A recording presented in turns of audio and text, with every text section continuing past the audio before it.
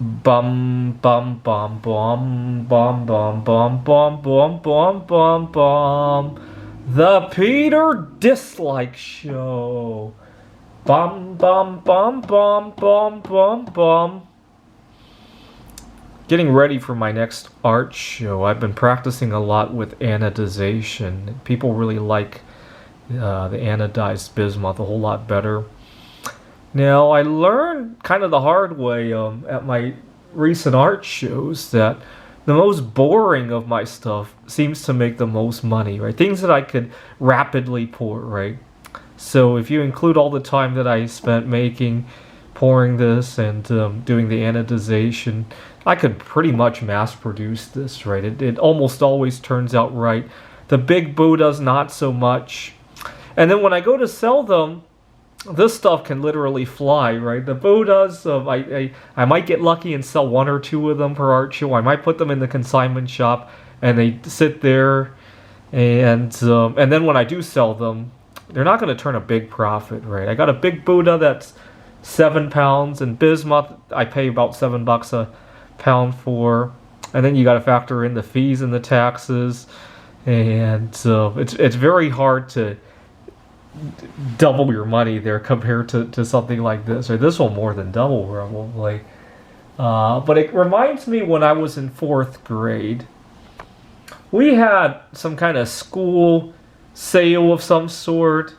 Go in there, buy your your favorite books or school supplies or all that. And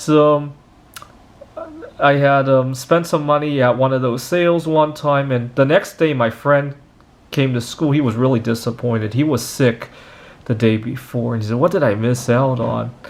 And he really liked something that I can't even remember what it was. It was like a pencil sharpener or something, and he really liked the design.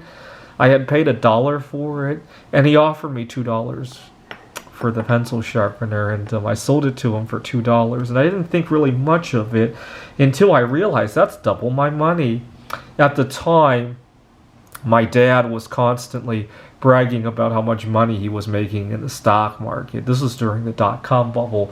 Oh, I made 30% there, I made 60% there, and here I just made 100%. And I was bored during class, and I got out some pencil and paper and tried to figure out how many times I would have to keep doubling that money until I had $1 million. And so I realized it was only 20 or so doubles. And so I went looking for something I could buy for $2 and sell for $4. And I think I might have doubled the $2. But after I got 4, I was like, I can't double this again.